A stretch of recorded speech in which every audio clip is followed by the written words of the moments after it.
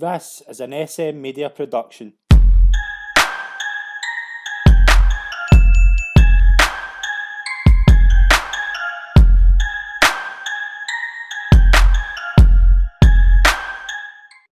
Hi everyone and welcome to this episode of the Sit Down right here on SM Media.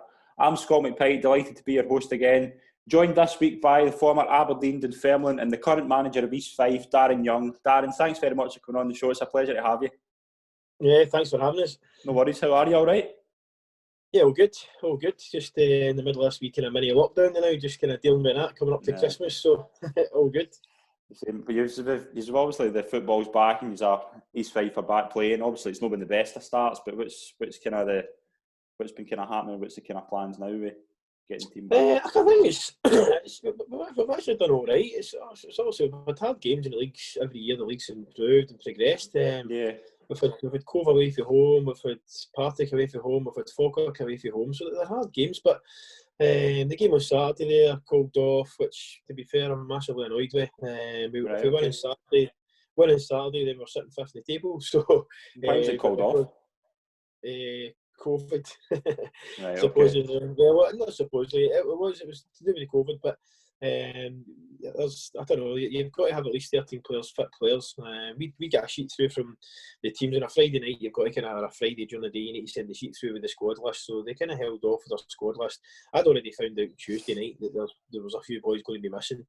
And then obviously by Friday it had kind of grown arms and legs. We looked at the kind of squad that Clyde had sent through, and from that squad there was 9 players missing from the game the week before, to which it's a bit unusual. And then by 15-20 minutes later after this, all of a sudden there was more players out. So what my calculations, they must have had 12 players out from the week before, from not being able to find their team. So I don't know, there's something wasn't quite right. Again, it is what it is. Obviously, you want people to be safe and stuff, and all that kind of stuff, because again, everyone's NHS and is working hard to kind of keep that. But at the same time, from a point of view in regards to the football, I just feel if you were, I know at the start of the season, teams are told if you couldn't play, you get a 3-0 deduction and you lose the 3 points. Again, I don't see why that shouldn't have just continued. I'm pretty sure if Clyde were in that position, then they'd have probably found a few players to play. But at the same time, look, we don't know the full ins and outs yet, but it's just very frustrating from our point of view, because you feel that you get punished. They've maybe got a few of their best players out. You get punished for it. You don't play. We're kind of fit, ready to go, and then on top of that, you miss the game out. We now need to try and find out a midweek game somewhere to fit in. And again, we're obviously go bottom because of how tight the league is. But it's one of these things we have to deal with and just go on with it. Definitely. Well, make a wee start in your career. We'll just talk about your kind of early life, kind of growing up and like your school days, etc. Just talk about kind of where you grew up and what your early life was like. Yeah, I grew up Cambuslang. It was a place called Whitlaburn. Most people would know that, so they probably know Cambuslang more than they do Whitlaburn. But no, it was great. It was a wee scheme, and again, every day you were out playing football, so it probably helped that my brother was there as well. But if he wasn't playing, then again everybody was out and about, whether it was out the front, whether you're playing at the garages. There was a big park up the back that was called the Koozie, for obvious reasons. And again, it was just every day, go to school, come back, play football, get your dinner, go back out, play football. And then we got to the stage when you started kind of going playing with a boys club. I think we were 5 and 6 when we played for Cardiff United. Again, just away over there, playing it was a primary school. I think it was St Anthony's Primary. Played there, big grass pitches at the back, and at that time it was 11v11, so it was all these wee tiny guys just all running about a full-size pitch. I can always remember that there was a trial game with these horrible green and black strips, and I think it was red shorts or something, but I just remember the top being really itchy. And the wee guy being in goals and just keep kick it high every time you went near the goal, just kicked it high and the wee guy couldn't get it. So it was great. It was a great learning for me, great standing, and again to kind of come through at Cardiff United, moved on to Mill United. At that point, teams were starting to get interested. You had Aberdeen, Rangers, Hearts and stuff were kind of sniffing about, and then it kind of got to the point where you're training with Aberdeen. The thing I liked about Aberdeen, to be honest, we trained with Aberdeen on a Monday, we trained with Rangers on Tuesday, sometimes Hearts on a Wednesday. Thursday was your kind of own team. Friday off. Saturday morning, you had your school football match. Getting down, that was great. The thing with it, looking back, with the school football team, you never actually had any.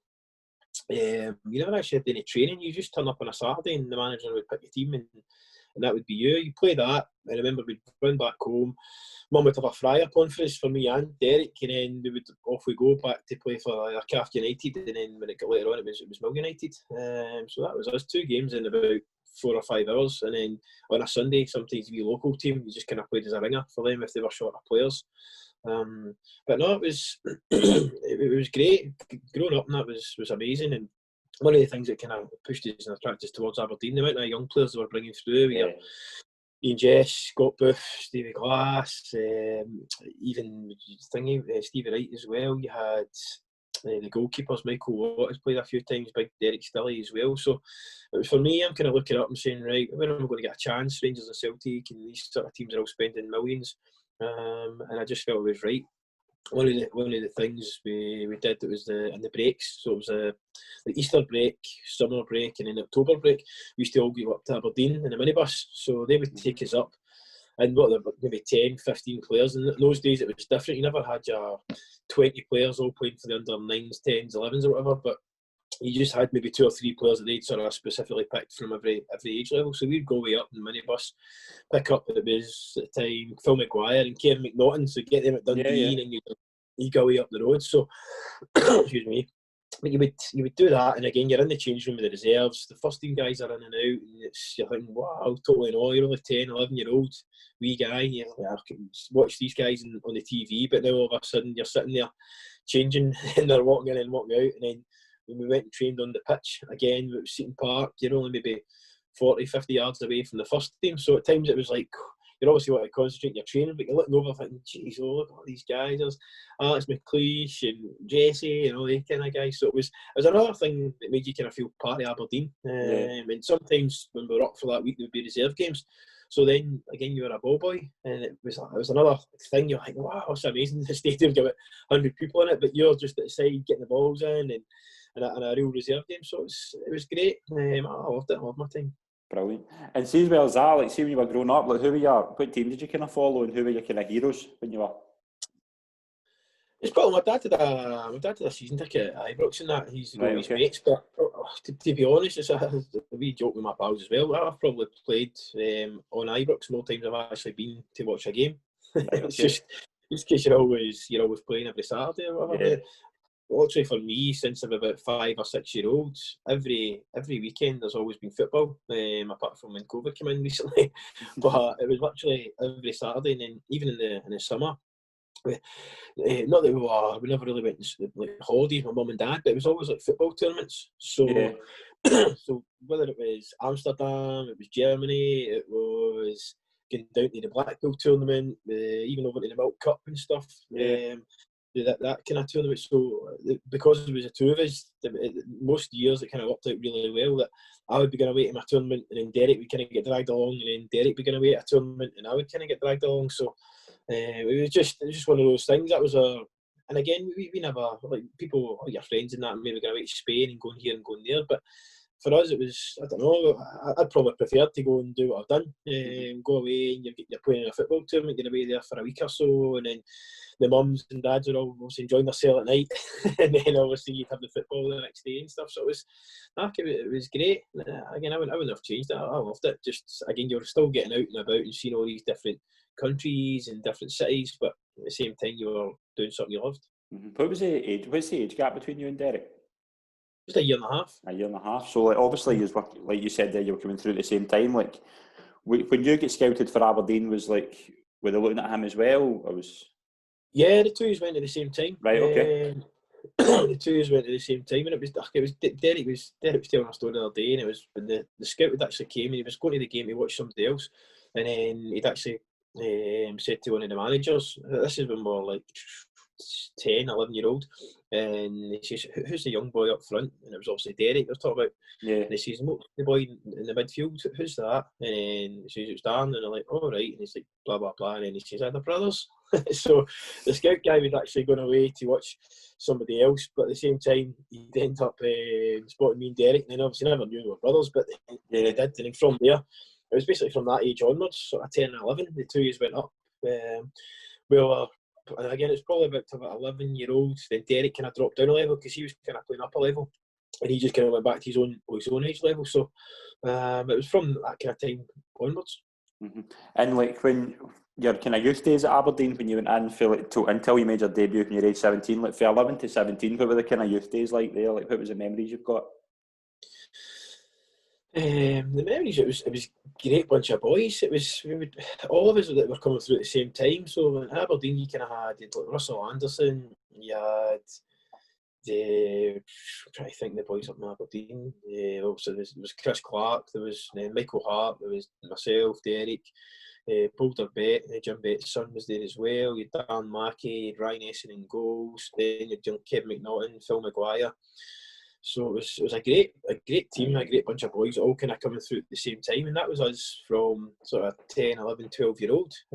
So to have all these players come through and have decent careers, and some really good careers, was amazing. And I think it just kind of gave you that kind of togetherness, because you played youth team, you played reserves, and then you became into the first team. So it was brilliant. Mm-hmm. You go on loan to Crombie Sports at I think you were 16. Like, how important was that for your development? Like, how did that come about? Yeah, well, I never knew that was going to happen. It was once we got up there in the first season. So first season, all the boys were kind of pulled in. We were going to get on loan to the juniors, and the way it was tied in, it was you played the youth team and you're playing the juniors. But in my head, I thought, right, for this season, as a young boy, obviously I used to always try and set myself targets and goals, and say in the first season, try and get into the youth team and try and stay in the youth team, and then maybe near the end of the season, maybe get in a couple of reserve squads or something. But at the start, we'd got, obviously we're playing youth team, that was fine. I think in the season I scored 12 goals in 26 games, and then we were getting told we were going to the juniors, so we played for the youth team kind of during the week, and then you play for the juniors at the weekend. I'd scored something like 10 goals in 15 games for Crombie Sports, and it was just every week. But it was a great learning curve. A lot of big hairy-ass defenders that are wanting to kick lumps at you and smash you and do this and do that. They're going to do this to you, they're going to do that to you, just because you're a young boy that played for Aberdeen. Just try to intimidate you. You think you're this, you think you're that. But at that time, I was too quick I just got away from the guys. I just try to dive in and try to chop me in two. But I always remember it, depending on where the game was, you used to always, we get the train back down the road, so the sort of Glasgow boys, the kind of Dundee boys, we'd all get this train station, and I remember the juniors used to kick off early. I don't know if it was like 1 or half 1 or something, right. And there used to be kind of a last train, so if you could get that last train, I think it was around about 4:30 or 4:45, you could get yourself back down the road in time to get back out and get with your mates. But if you missed the train, depending on how far away the junior game was, it was a disaster. So everybody, again, we just all meet. So it was great, because it was the same guys again. These were the guys that came up on the bus. These were the guys that then came full time, and you're in the youth team, and you're playing with during the week and training with during the week, and then you're on a train back home down the road to basically to get back home and get with your pals and stuff. So it was great. But I think it was a good learning curve, because it kind of toughened you up. Yeah. But you kind of needed it. Don't get me wrong, there was some guys who never quite happened for them, and they maybe kind of found it hard to adapt for going from playing boys club football to all of a sudden you're playing against 30, 35-year-old guys twice your age who are ready to know every trick in the book, basically. Do you think that helps you though for experience? Like, do you think if you can handle that, you can handle anything? Like, yeah, that. Yeah, I would say so. I think it's a big part of the learning process. The same with the reserves. For me, the reserves is massive as well, because at that point we only get, some of us only get put to the juniors for the first to January, and then we were doing well and we took us back, and then we kind of got introduced to the reserves. So the next part of that for me was the reserves, and that was, again, that's itself, you're playing against guys who are bombed out the first team, you're playing against guys who, again, 30, 35-year-old guys, experienced, played the Premier League, Championship, maybe some of them have played down England, and it's like, geez, what an opportunity to kind of test yourself against these players. So again, that was a big learning curve, and I think it's a hell of a lot better than having these under-20 things. And definitely. excuse me, because for me, you're just playing against the same guys when these guys are playing against each other for about 10-year-olds, 11-year-olds, it's the way it is now. It's like everybody's got an under 10s, 9s, whatever it is, and then they've got 11s and 12s and all the way through the ranks. Then, so if they're any good and they've kind of came through that kind of system, these boys will be used to playing against each other. And whereas when you're playing, you get a chance to play with. I mean, I remember, I think it was Brian Grant at the time or Paul Kane at the time, and I'm playing in midfield with this guy who's had 10, 15 years experience, and they're giving you hints, they're giving you tips. Whereas the 20s, it's just the 20s, really. It's just another. There isn't really. I don't know. I think one of the things as well, they speak about this non-competitive thing, and I don't know how. Like, there's no winners and no losers and all that. That for me is nonsense. Yeah, you can work in your technique. Yeah, you can work in X, Y, and Z, but at the same time, you need to have that wee bit in you. We were speaking about this the other day to one of the coaches, and it was, like, obviously the desire to do well, the desire to win every ball, the desire to win every tackle, and make sure that I mean, for me, it was 1 minute I was up trying to score a goal or setting a goal up, and then 10 seconds later I was sprinting back, clearing one off the line. And again, it's it's just that wee bit inside you to want to go and do that. There's no many, you don't kind of see that as much now. Again, not bigging myself up, but that's the way kind of all the players were kind of like it at that. Well, for me at that stage. Now, be certain, I don't know, maybe just the group and the sign of the times that they don't always have that wee oomph. It's like, oh, I've done well, I've got my shot in and all that, but it's then, well, get your ass back in because you need to try and defend now. So I don't know, it's just one of the things. Mm-hmm. And obviously, like, when you come back for Crombie Sports and into you can get into the Aberdeen first team setup, like Roy Aitken kind of brings you into that team. What was he like, and what was your first kind of interactions with him? Yeah, Roy was great. The kind of first interactions when we were coming up as young boys, and obviously you sign S form when you're 14, and then after that you're obviously full time at 16. So it was kind of then. And again, he's always speaking away, it was really nice. I thought it was really good. His coach, Tommy Craig, as well. Tommy would take a lot of training. I thought Tommy was brilliant. Tommy was a really, really good coach, and always enthusiastic, always demanding, which is a thing I can always remember. The slightest wee mistake, you didn't want to let them down. You didn't want to make a mistake. And there was obviously a bit of a fear factor there as well. Again, when you want to make yourself look good in front of the guys, you want to say, look at me, I'm doing well. If you're during a drill or during an exercise, but at the same time, you didn't want to muck it up because you didn't want the wrath. But at the same time, it's a learning process. Roy was great. Obviously, he gave me my debut when I was 17, and again that full season, basically the second season full time, I managed to kick on and play nearly most of the games that season. And who were the kind of mentors for you in the dressing room when you went into the first team? Like, who was really good with you? Loads of the guys. Dodgy was really good. He was helpful. Derek Stilley, the boy Peter Henderson was there at the time as well, and he used to give us a couple of lifts up and down the road.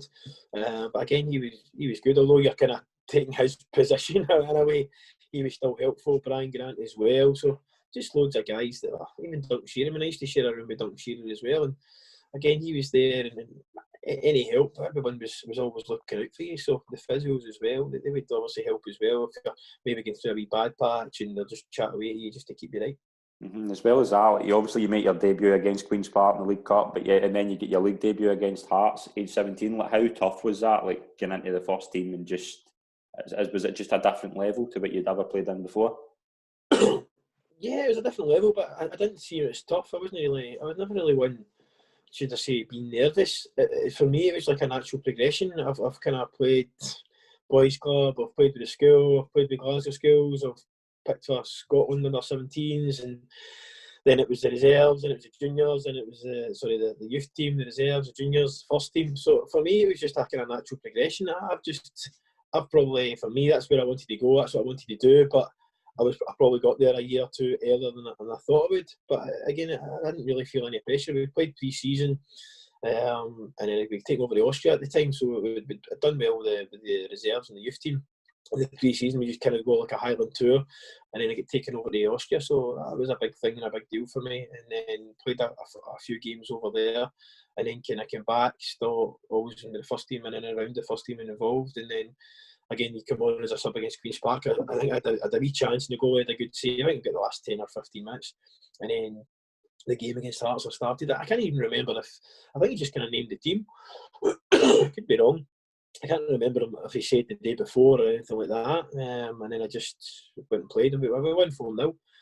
Again, I had a shot. I remember hitting off Dodgy's arse, and we was never getting by that arse. But it was a great game. But I remember that the players, and it was Stevie Fulton was playing in midfield there, and that was a time when he was getting called the Baggio and all that kind of stuff. And then there was Colin Cameron, and there was just loads of guys that you're thinking, geez, but at the same time for me, it was just natural to kind of go and do that. I didn't feel a place for that. I was probably just this wee skinny guy who had no muscles, but I was fit as anything. I could run all day. Mm-hmm. And obviously you do look really well when you play regular for then on. You pick up. You're one of the highest rated youngsters in Scotland at this point. There's a lot of teams kind of looking for you. Did you feel the pressure of that? Like with everybody talking about how good you were and like your potential? Nah, not at all. I probably never realised that people were talking about me in kind of such ways. It was at the time you never really had social media. You never had any of these things. All it was the kind of the newspaper every day. So again, we would pick up a newspaper and jump the bus for the digs and then go to training. So it wasn't really a big thing. You never had mobile phones. You never had computers and laptops and stuff. So for me, it was, again, I was just kind of doing a job what I've always wanted to do, what I love doing, and just to play and train every day was a kind of dream come true for me. So there wasn't really anything kind of outside influences or stuff like that kind of made me think different or turn my head or anything like that. Mm-hmm. And the Scotland under-21s as well. What were your memories of their days, like coming through and playing with kind of some? Who were the good players you played with? There was loads. There was in the first couple of squads when I was only 17, and you had Paul Ritchie for Hearts and Gary Locke for Hearts. They had quite a few in it as well. Gary Naismith was there as well. You had obviously kind of more my own level. A year or two later, you had Barry Ferguson's boy Grant Brebner from Man United at the time as well. Shuri Campbell for Leicester. There was just loads of guys that were all kind of doing well at that time. And again, it was a good squad. It was great to be in and about these teams. Big Lee McCulloch, he was there as well. Like Stephen McMillan from Motherwell. So loads of guys that went on and had good careers and did really well. And again, it was just a natural thing. I'd been called up for Scotland, but the under-17s, and now it was kind of up to the under-21s. So it was a great experience. It was great to be away. You go away and you're obviously you're kicking and fighting, but you're kicking, fighting, and scrapping with these guys every other week. And it was good to get away and just kind of join up and meet up with these guys. Mm-hmm. And obviously a moment probably you'll never forget was the time that at France 98 you're called up to the Hamper Boy. How did that come about? What was that? What is a Hamper Boy? What's a Hamper Boy? I'd booked a holiday. I was going to Ayanapa with all the boys, so it was obviously end of season and brilliant. And then it was Alec Miller. He was obviously with Craig Brown in number 2 at the time, and got the call to say, look, by the way, you've Scotland. There was me, Kieran McInnesby, Burchell, and Paul Gallagher. And it was the 4 of us. We'd been with under-20s, under-21s and stuff, and they were kind of just picking guys to go. So they'd asked obviously if we wanted to go, and then I was like, of course. So I had to bin the holiday, and then obviously went there. But it was unbelievable. It was just you actually felt again as if you were a player. So it was just kind of a kind of dream come true. Obviously we're going back there now, or we're going back for another championships, which is finally. But it was just, you couldn't believe it. Just one of those things. Yeah, we helped with the hampers and that, but we trained every day with the team. So we were always there for extra numbers. If there's guys out injured, if the physio needed help with anything, if the kit men needed help with anything. I think we were only about 18, 19 at the time. But at the same time, when they needed players, we trained, and we probably trained every day. Some guys would really do a bit of shooting or crossing or whatever after training. We would be there to help them, whether it's 1-2s or whether it's setting the drill up. If they needed anything before training, if the kit man needed anything, any help with it. So we would do all that. That would be our kind of duties before we actually get up in the morning, had breakfast, and then we would obviously have breakfast with the guys. If anybody needed anything after that, you would do it, and you get out to training, you get out early, help set up the stuff. So everything was the same. And I always remember that the first game in the World Cup, obviously you've got billions of people watching, and Brazil are just coming back in off the pitch at Stade de France, I'm sure it was, and then we were going on the pitch, and it was it's like there's Ronaldo, Rivaldo, Roberto Carlos, all these guys just coming off the park. It's like, wow. Again, mobile phones and that weren't really a thing at that point in time. So I think they were just kind of coming in. You'd have a bit of cash to have a mobile phone in the days. So your top end players had them, but no, it was amazing just to kind of to have the memories and just walk by these guys and like, wow. And then obviously a couple of hours later, Scotland are playing against Brazil, and you're kind of sitting there watching it. Yeah, it must have been unbelievable. We move back to your kind of days at Aberdeen. Like, obviously, like, this is around the time you get a really bad injury. Like, how did it happen, and how hard was it mentally for you, like, at that age? And did you feel as if that was just a damper on the career that early? Yeah, it wasn't a.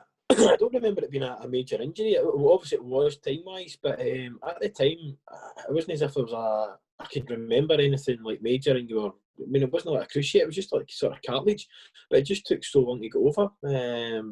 It was like probably about a year or so. Because I got the operation, and then I was trying to come back, and I kept on feeling a nicking in my knee, and every time I got so far where you're doing straight line running, and as soon as you try to kind of turn and twist, it would just kind of come back again. So you do all this hard work, and then it just. Because I ended up having the one main operation, and then it was like 2 clean-out operations to try and get to the bottom of it. Yeah. But not at the time. There is moments you're thinking, geez, I'm only like 19, 20, and a couple of years ago I'm playing in UEFA Cup and I'm scoring goals and I'm in the Premier League, and you're playing for Scotland and stuff, and it's all of a sudden you're sitting there helpless, can't do anything, can't get to the bottom of it.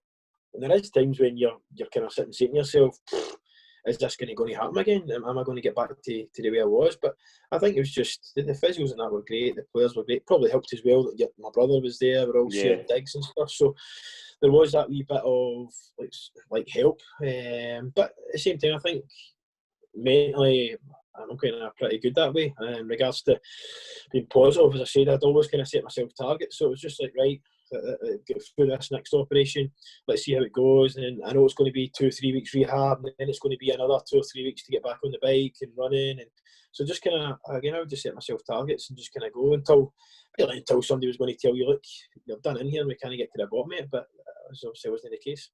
You only play 14 times in 3 seasons, and obviously it's a good spell for Aberdeen to get to 2 cup finals. Like, how sore was that to be sitting on the sidelines watching that? Yeah, I mean that season I think it was just when Skovdahl had come in. I think they ended up finishing bottom of the table, but they got to the Scottish Cup and the League Cup final. But I remember that was probably kind of halfway through that season, and I'd managed to start kind of getting back again and thinking, God, I've got a wee chance here now, and just kind of built myself up. Don't get me wrong, I was getting a wee bit excited. I hadn't really played many games. Like, God, I wonder if I could make it to these finals and stuff. But like, I was kidding myself on. There was no way I was going to get it. But again, in my head, I was trying my best to try and get as fit as possible. But no, it was great. It was great for them to get to the cup finals. Obviously disappointing the way we lost, especially the second one with Robbie having to go in goals after Jim getting injured. No. But at the same time, it was a great experience for me to kind of be there with them. And then obviously the next season I managed to get back in playing again. Mm-hmm. And you touched on him, Eddie Skovdahl. He brought you in, into the team as soon as you were kind of back fully fit. Like, how good was he with you, and what was your kind of interactions like with him at the early stages of his time? Yeah, he was great. I mean, and Ebbe he was obviously rest in peace, Ebbe, because he's obviously passed away now. But he was some man. He had his own ideas. He would always try and bring in this, and again, it's what everyone's pointing out. He tried to bring in this kind of 4-3-3, 4-2-3-1 formation, and at the time, the boys just weren't kind of having it. And I don't think it was in a bad way. It was alien to them. They never knew. We weren't used to it. They'd worked in things in training, and I think obviously maybe they just the players, the Scottish mindset. It was like, oh no, 4-4-2 and stuff like that. So it never really worked, and then he kept chopping and changing. And I remember we ended up going back to kind of 4-4-2. We went on a wee run of games. Because I remember that season, the very kind of start of the season, because he came through kind of halfway through, and he would always try and go back to that formation. We'd have like 3 or 4 weeks, 4 games, and do really well. Then all of a sudden we go back and change the formation to that other one, and we're like, oh, here we go again. Then we get beat, and then we maybe go back to 4-4-2 again. So he kept trying, but no, he's obviously, it's one of these things. He's different sort of ideas for training as well. Some things I felt worked, and some things it never. But it's the same for every manager. They'll have their own ideas and things they want to do and things they want to put on. But it's just, again, he's a great character. He was, honestly, it was funny. He always quips in his quotes. We used to have a board in the changing room, and it wasn't, obviously, maybe it was disrespectful a wee bit, but it was more of a joke for us. We had this table, and we had felt pen. It was all these different wee quotes. So it was like the one with the mini skirts. So we were like, Ebbe's in away, and had another wee joke. And he was talking about Ricardo Fuller one day with Hearts. He says, the guy, he has a long toe, and he's doing this with his hand, and he just flicks it like this. So again, it was Ricardo with a long toe, and just a million different sayings and a million different quotes. And then the Gardner Spears, the assistant manager, end up seeing it one day, and he's like, "What's that?" And I'm like, "Oh, it's nothing, Gardner. Don't you worry about it." And he's like, "Guys, you can't have that. You need to get that binned." So that was the table. Must have had about 50 quotes in it. Just a different one nearly for every game. It's great. But no, he was a character, and he was a good guy. Mm-hmm. It gave you a good chance as well, and obviously this was the time you kind of started playing alongside Derek. Like, how good was it to be playing alongside him? And like, did you have a really good relationship on the park, like, as well? Yeah, we'd moved into flat together as well, and again he prepared each other all the way through, so it was good. It's that way you're kind of looking out, as much as you look out for your teammates, you're kind of having that wee look out for your brother as well, just making sure he's okay, whether it's in training, games, whatever it may be. So no, it was brilliant to kind of play with him, because as I say, you've come through youth team, boys club, reserves, first team, and then you're obviously at the top. So.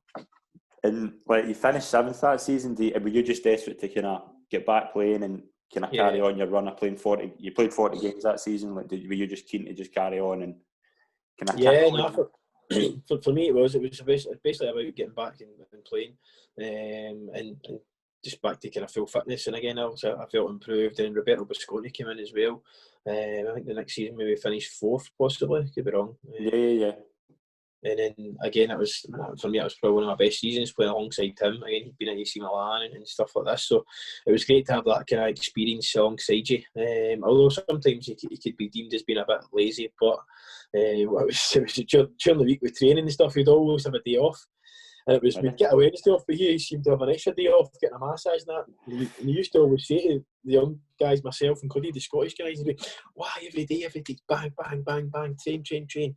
He goes 100 miles an hour. He says, rest, relax your body. He goes, take it easy and all that, and just for later on in your career. But don't get me wrong, later on, I did start to get a lot of injuries in my calf and stuff like this. So it was, it was about, I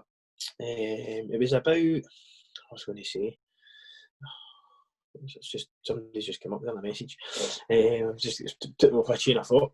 Actually, he used to always talk about this, about 100 mile an hour training, and then obviously with me thinking back now, I'm like, God, I got a lot of injuries and a lot of things later on in my career. So I was like maybe about 30, and I'm thinking, God, your calves, your ankles, and all wee niggles and strains. Now, maybe he had a point, because I know a lot of the foreigners, maybe they would have shorter sessions and maybe kind of high intensity, whereas we were just, you're out for an hour and a half and that was it, and then you're out in the afternoon at times for an hour and a half, so it was just 100 mile an hour. Whereas now I'm looking back and thinking, again, there wasn't really sports science, there wasn't any conditioning, should you say, like that. You were just kind of going how your body felt, and I felt fine until I got to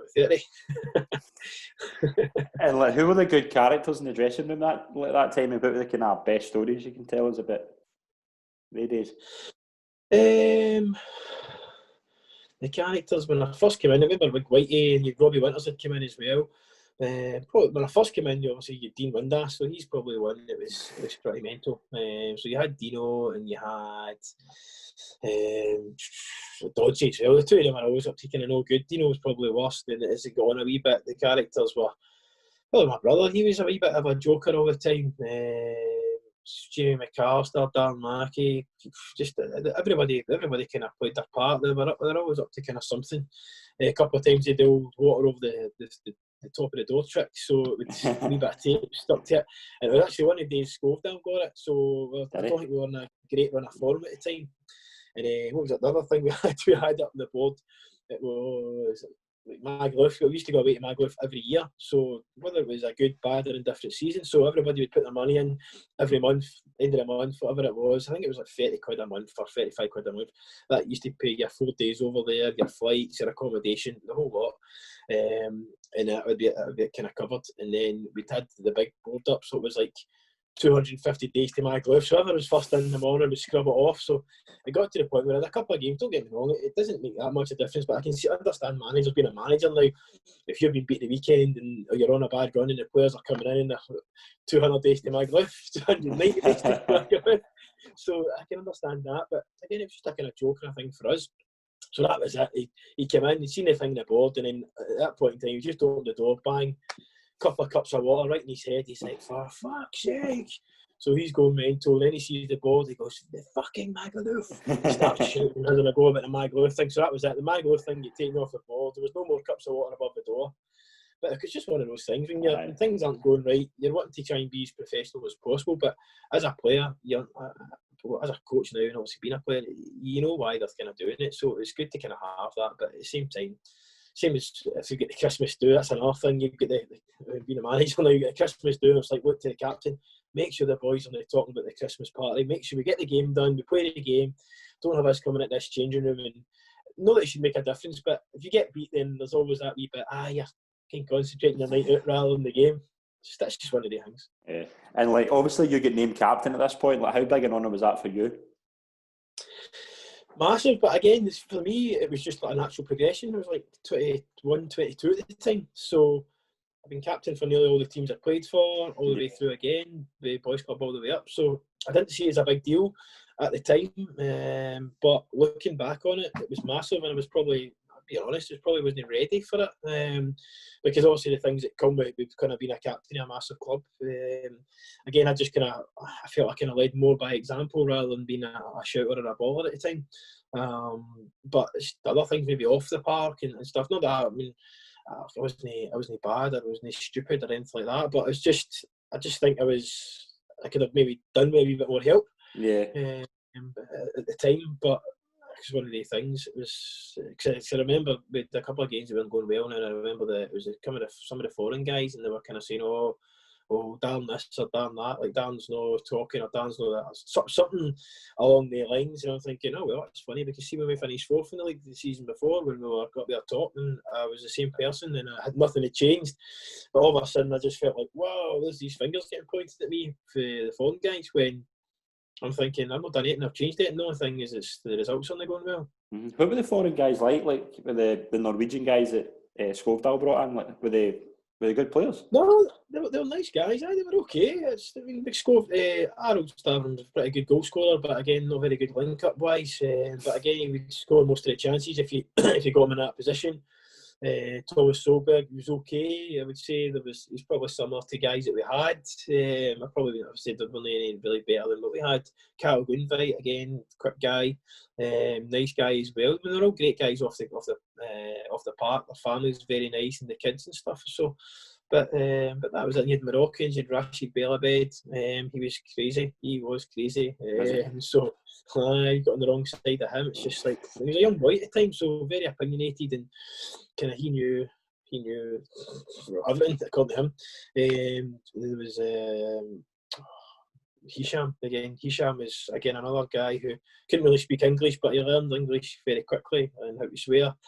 And again, one of these good guys who didn't obviously know how to drink and smoke and all that. And I think by the time he left Aberdeen, he was into everything. So, but he was a great guy. And again, very, very, very nice.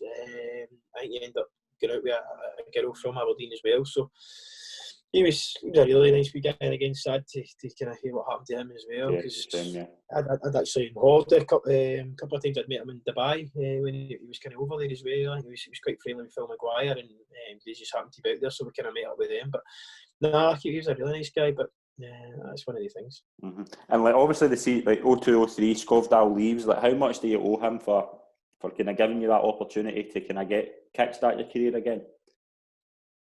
Yeah, massive. At the same time, obviously they put you in, but a lot of that, if I've got to be honest, a lot of it's got to come down to me because I've kind of had to fight back from that kind of year and a half of inactivity and start playing. So again, I'm not bigging myself up, but I feel like I take a lot of credit for just, again, being mentally strong, mentally right, and then physically getting my body right, physically.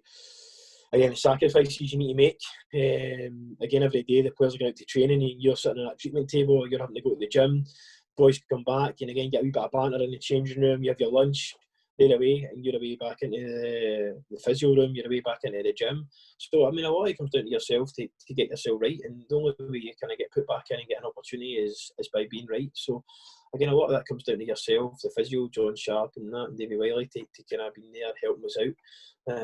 Because it's a lonely time, anybody will tell you when you're injured, it's not the greatest. And as I said, those times, especially with the kind of knee injury and that, and you're thinking, is this going to happen again? But you just kind of keep on giving yourself targets and goals until you're told differently. Mm-hmm. Stevie Parson gets the job. Like, what was he like with you? And like, how early did you realise that it wasn't going to work out for him? Like, well, it's just the results realised. Obviously, he had these problems to seek, but again, I don't think that was the right appointment. Obviously, from the way it turned out, it's easy to say that after the way things went. But again, he was obviously dealing with stuff at the time, so from that point of view, I don't think it was right. Obviously, the results and that never went either. So again, when I got on okay with him, he was a bit.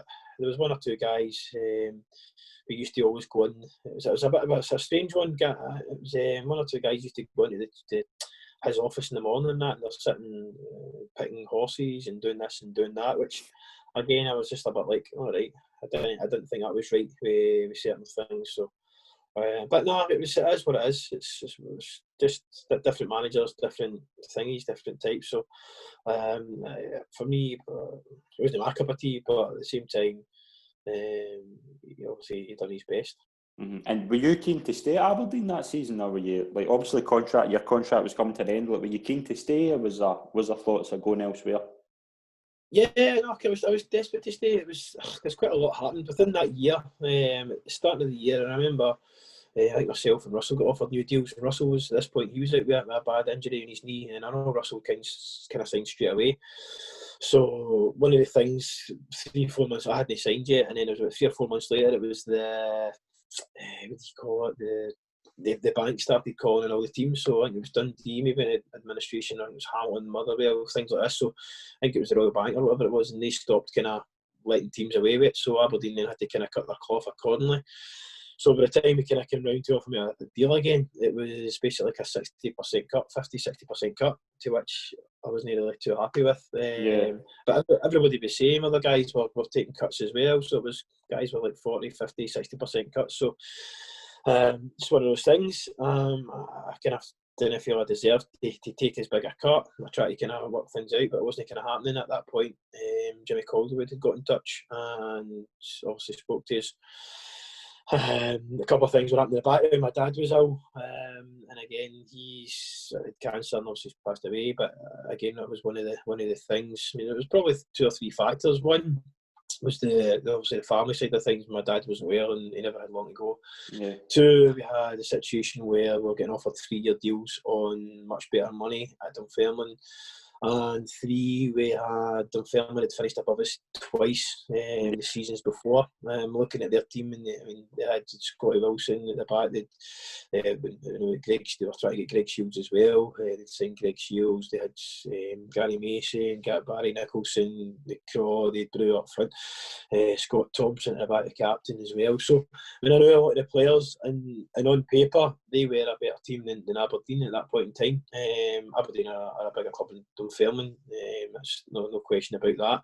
And it was, we ended up making a decision, and it was a hard one to take. I remember, when I left Aberdeen, I was in the car park, basically, you're picking up your boots and everything, and it was like, it's the last day you're going to be here, and you're sitting having a wee cry and stuff, and it's just one of the things. I've been at Aberdeen since I was 10, 11 year old, so to kind of leave when I did and how I did wasn't great. I'd prefer to go out in a better way, but it's one of these things.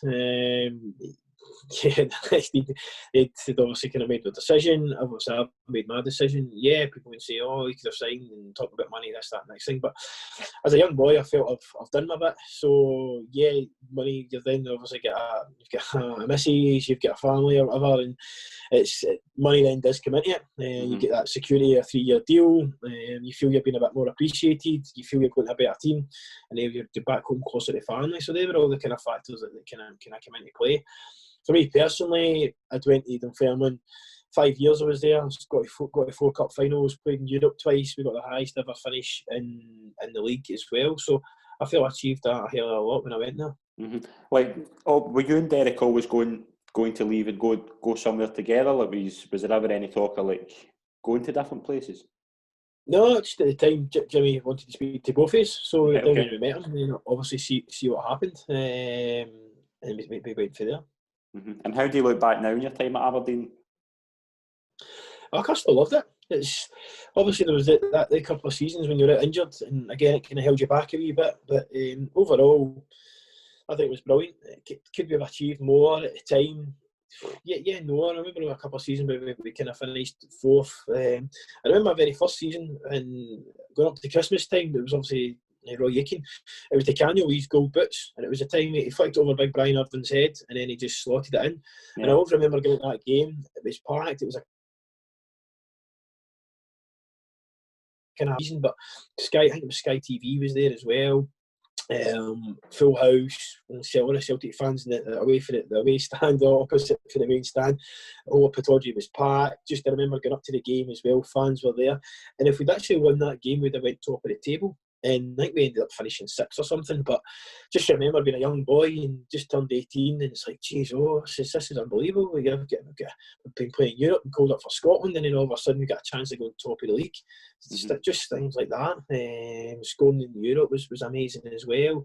Again, I was only 17, so you're a young boy thinking, geez, a year ago I'm at school, and now I'm in here, I'm playing, I'm on the TV and all these kind of things. So it was great being made the captain as well. You look back and you're thinking, God, what an achievement that was to kind of do that and to kind of be there and be the captain for Aberdeen. So it's a great honour. And again, I had a great rapport with the fans as well. I thought I got on well. I think they knew I kind of gave my all, and I felt I did well. But you're probably wishing you'd managed to kind of do better.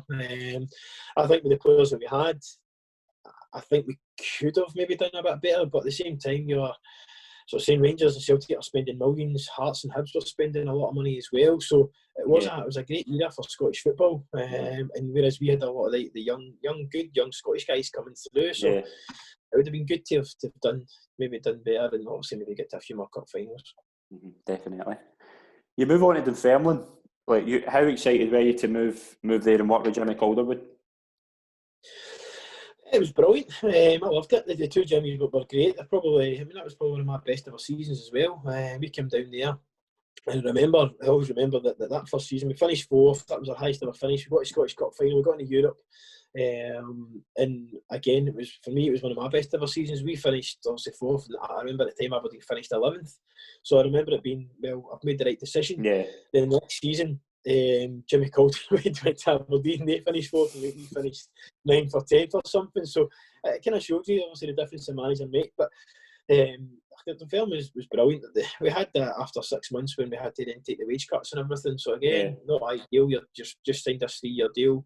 You had to take a certain percentage, which again we were happy enough to do, but we did it anyway because you wanted to make sure that you were kind of in a job and all that kind of stuff. So we did that. But no, I loved my time there. And I know obviously Jimmy went back up to Aberdeen, and then Aberdeen kind of started to pick up when he took over for Stevie Patterson.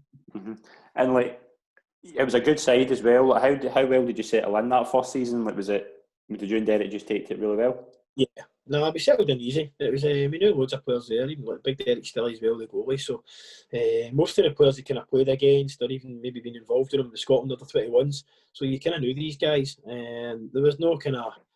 There wasn't any kind of bad eggs, should you say. Everybody was good. They've experienced a big Brewster as well, Cross, Scott Thompson as well, and I kind of remember Nipper as well from Aberdeen. So when I was a young guy, but again, there wasn't any kind of bad guys there. And if there was, they would be kind of told and be made aware of. But it was a great team, great squad. That was the first season they had that horrible Astro they put down. I remember that, yeah. That was terrible. I remember the first game was we played Celtic, it was on grass, and that was the last game to be in grass. And then we drew 0-0, played brilliant. And then after it was getting ripped up. And as well as that, like obviously going into the run of that cup final, like you scoring the semi-final against Inverness, were you confident you could cause an upset against Celtic that getting into the final? Yeah, no, definitely. I remember the semi-final game. It was at the first leg, so we ended up playing a replay. The first game was at Hampden, and then I remember the ball came out the edge of the box, and I went to him and kid on, I'm going to hit a shot. And the guy took it off us, and Inverness ran up the park and scored. And I was like, oh my God. But then it was getting later on in the game. I think we were going to score, and I managed to nick the ball off somebody down the left-hand side, and I've just done a wee shuffle, got to the byline, and I just chipped it back to Big Brewster, and he's managed to get the equaliser. So kind of dug myself out a hole. But then when we went and played up at Pittodrie, the same thing happened again. The ball came into the box. I went to shoot, and it's hit the guy, and they've counter-attacked and scored again. I'm like, I can't believe this is 2 in a row. But we got back into the game again, and then I remember obviously I managed to get a goal as well up at Pittodrie. It was quite funny, obviously playing at Pittodrie in the replay.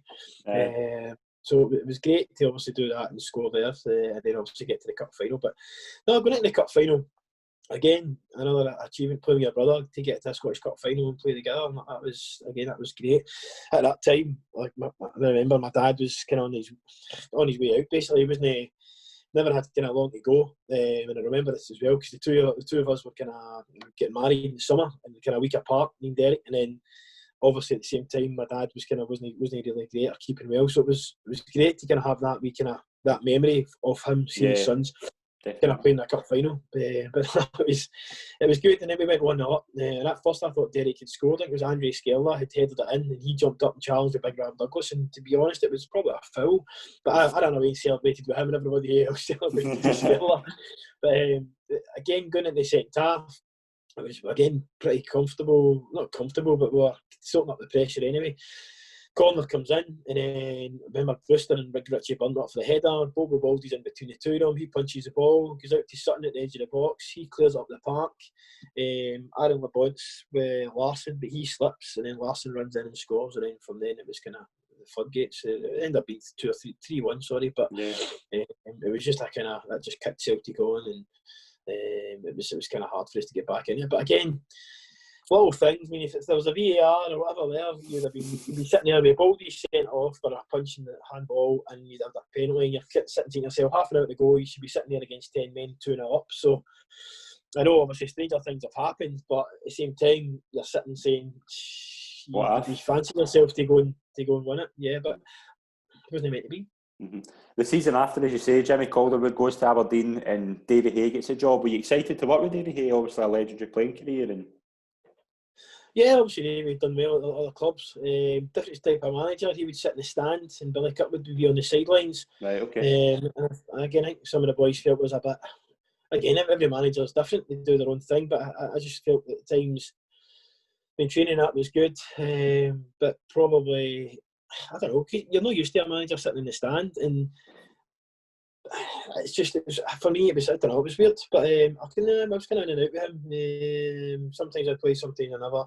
There was one time we were playing against Celtic at Parkhead, and Juninho had signed for them to be Brazilian, so I was told to kind of man mark him. So again, it was fine, going man mark him. Coming in at half time, it's 1-0 to Celtic.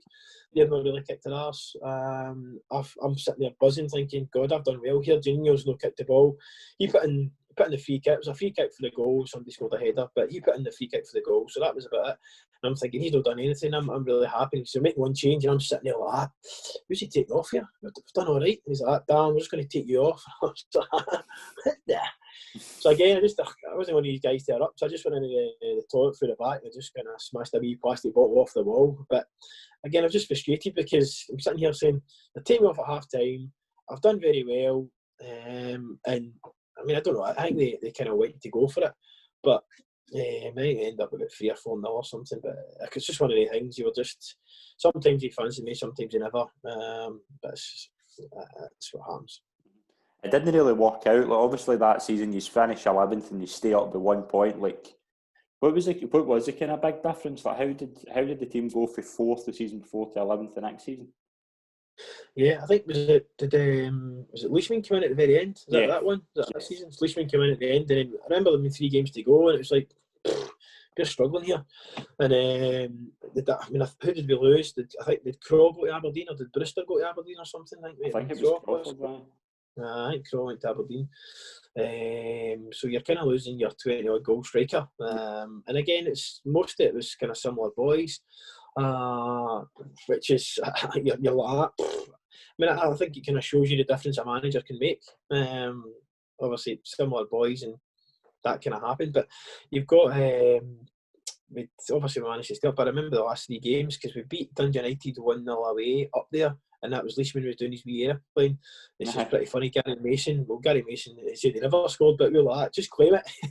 So it was an OG, but he claimed it, and we won 1-0.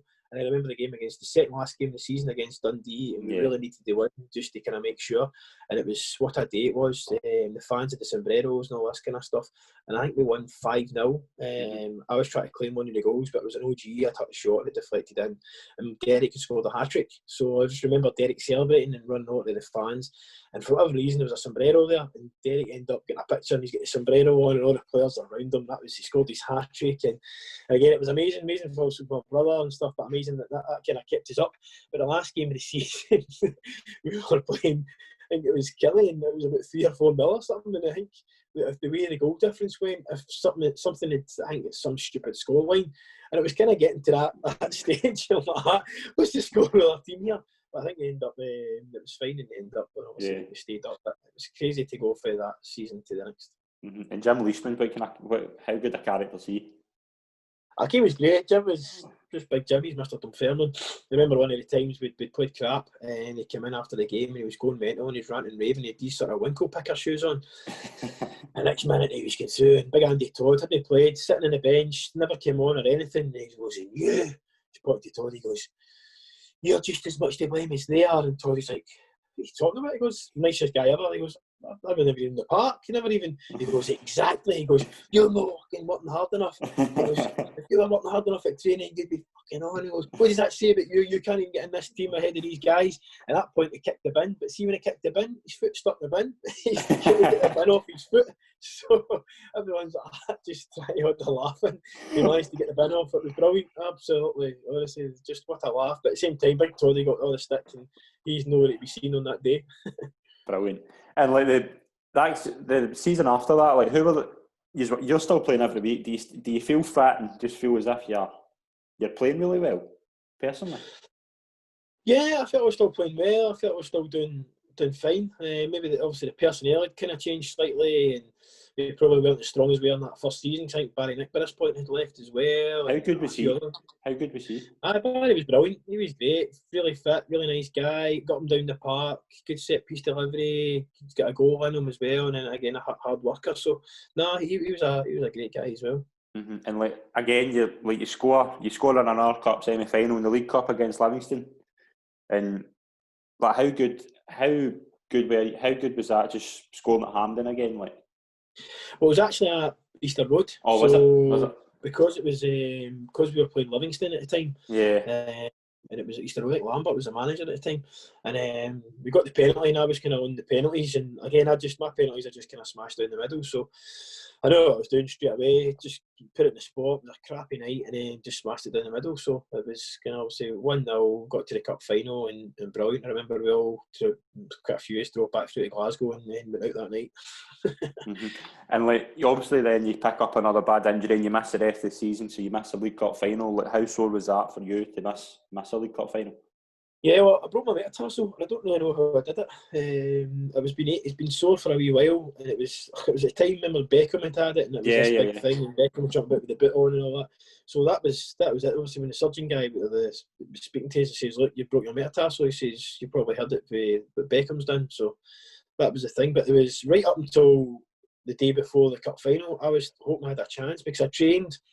We went away up to St Andrews, was in the pool, was doing all this fitness stuff, and he says, "Look, you've got a tiny chance of playing in a cup final." He says, "What can happen is," he says, "it'll heal itself," because it was maybe just round about the same time. He says, "But it'll be touch and go." He says, "So you can see how it does." He goes, "You could be these next 6 weeks, 7 weeks, or whatever it is, 8 weeks, and then get to the point you try it again, and then you might just do it, and then you're kind of going to have to get an operation. So but Yeah. look, I'll try everything.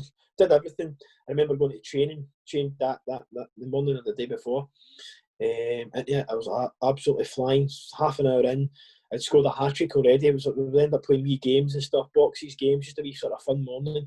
And then brilliant, feeling good. And then absolutely nowhere, just turned, and I've just nobody near me. And I'm like, and everyone's looking around at me, and that was me. And I knew that was me done. But it was great that they'd given us the opportunity to try and get myself that far. Don't get me wrong, I'd love to have played in it, but at the same time, I would hate to have gone in when that happened in the game and everyone's like, oh, he was faking it. And then I've maybe blocked somebody else's chance or opportunity of playing in the cup final. So, needless to say, I had to go and get the operation. And that was it. But I remember again, going off the park, into the shower, and tears in the shower. I'm like, oh, God. But again, it's just an opportunity to play in a cup final and you lose out. Mm-hmm. And then, also at the end of that season, Derek leaves. I think, did he go to Dundee? No, I'd went to Dundee when I'd left. He'd went to Partick. He went to St Johnson, just got a kind of trial thing, but he signed for Partick, and it was Dick Campbell took him there. Mm-hmm. How weird was that? You weren't going to be playing with him anymore? Yeah, it was a wee bit, for me, it was a bit unfair on him, because Derek had a hernia operation, and I remember when he was going in, Brewster and Derek Stilley had it before, and they were saying, look, get a double hernia, because within sort of 10 months to a year, the other one will go. And the club were like, no, look, it's fine. And again, Derek's just kind of went away with the club and says, look, listen to Stilly, listen to Big Brew. And he's like, oh, even the doctor guy was saying, no, it's okay, you can just get the single. So, unluckily for Derek, gets the single, and then within 10 months, the second one goes. Mm-hmm. So that was kind of one of the reasons why he was bumped, just because his injuries and all that. Again, that's why I felt harsh done by on him. It's I probably took it as hard as he did, to be honest, because obviously a brother and you don't want him to kind of fall away and stuff. But had he did the operation the year before, then he'd have probably been fully fit. There wouldn't have been a problem with him playing week in, week out. But they just kind of saw us, he's had another operation, he's injured again. Whereas if the club had kind of taken care of him the first time round and just demanded they get the double hernia. I had one when I went to Albion Rovers, and it was the same. The guy's like, oh, you only need the single. I'm like, well, no, just give me the double, because I know that will go. And again, don't get me wrong, it's obviously slightly different nowadays, but back then, 10, 15 years ago, whenever it was, obviously the procedures are different. Yeah, and like you, as well as that, you come back into the team that season and play regularly up until January, and Leishman leaves his post and Stephen Kenny gets a job. But obviously now Stephen Kenny's now the Republic Island manager. But then, like, how did you think he was a bit raw? Or was there more to it? I think he was. I don't think he was quite ready for the step up to us. To be honest, he did okay. And again, we got to the cup final and stuff, so it was great. He obviously played me in it as well. And I got on fine with him, but I think obviously, again, he's come to another country. He's going to take a bit of time to settle in. He had a very good squad. I remember by this point we had big Jim Hamilton. You were playing up top. You had Kevin Harper had signed, Stevie Glass had signed. So it was a very, very good team. But for whatever reason, we just couldn't work. Mm-hmm. And like, you struggle with injuries, and you come back into the team for the end of the season, like the cup semi-final, but you get relegated to the championship. Like, did you feel as if it was just inevitable that was going to happen? It's not inevitable. You obviously keep going and going and going. We'd been in that position a couple of seasons before when Jim Leishman had come in at the end and obviously kept us up. So we still had that hope that we were going to do it. I remember we played, I think it was Inverness away, and that was the day we got relegated. And we had a few chances to actually score in the game, and we ended up missing them. And obviously you pay the price. Mm-hmm. And obviously, but another thing was the cup final against Celtic again. You have a great game. You're the man of the match. But it's a 1-0 defeat. Like, but how did you feel going into the game, and how sore was it to lose again? It's always sore to lose any game, but especially a cup final. We had, I think it was 6 minutes to go, and it was Pierre Dundee or whatever it was, and it was. I remember during the game, Butch had a couple of wee chances. Mark had a chance as well, I'm sure, and then again we did very well. We had a good game, but the 6 minutes to go, I remember it's been a toe poke into the corner. I'm thinking, God, we've got a chance here. And as the time goes on and on, you're thinking, can we nick a goal? Because it wasn't wasn't kind of like a usual Celtic game where they overran you and they were battering you. We actually had a fair bit of play at times and a couple of good chances. So to lose the way we did was obviously gutting. But getting the man of the match was a great wee thing to look back on. But you'd obviously swapped that for a winners' medal, to be honest. Definitely. We'll move on to your last season. Obviously, was you just hoping to come straight back up? Did you think you had the squad to do that? Yeah, we felt comfortable. We felt we could possibly go and do that. But again, for whatever reason, it just kind of never worked out. And I think Jim McIntyre ended up getting the job the other kind of end of the season. But no, I think maybe in a way, Stephen had probably too many players, because it was the squad we had for the championship was some guys that were all good enough to be kind of playing Premier League, and you're obviously trying to keep all these guys happy is a hard thing in itself, and I know myself now as a manager, but I don't know, whatever it was, formation wise or whatever, it just didn't seem to be able to kind of get it to work. Mm-hmm. And like, you obviously Stephen Kenny get the sack and Jim McIntyre get the job. Like, were you glad he got the job? Well, I know Mark, I used to travel through Mark every day, so it was weird for him going from being player to then your boss. I mean, again, he offered a new deal at the end of the season, but I had other opportunities. I had the chance to go to Dundee. At that point, I'd been starting to get a few problems with my calves, and then I'd signed for Dundee come the end of the season. Mm-hmm. And like the likes of Butchell, Crawford, Glass, like how good were they for that team? Like how good were they as well for you to play with? Oh, great! I played with Butchie. Obviously, I played with Stevie, Crow as well. Obviously, Crow was great. Obviously, he was a goal scorer. Nice guy off the park. But, I mean, all these guys are great guys off the park, and they're great guys on the park as well. Helpful, and again, all want to do well, and the right type of players in the dressing room. Mm-hmm. And you finished fifth, and you leave at the end of the season. Like, did you love your time at Dunfermline though? Yeah, it was great. I mean, somebody said to me, "You're going to go sign for Dunfermline. You'll be there for 5 years. You get to 4 cup finals, because we got to the League Cup, the Challenge Cup final that year as well. Yeah, that's right. Yeah, and we get beat with St Johnstone. We were 3-0 down. We come back to 3-2, and then we missed a chance at the very end.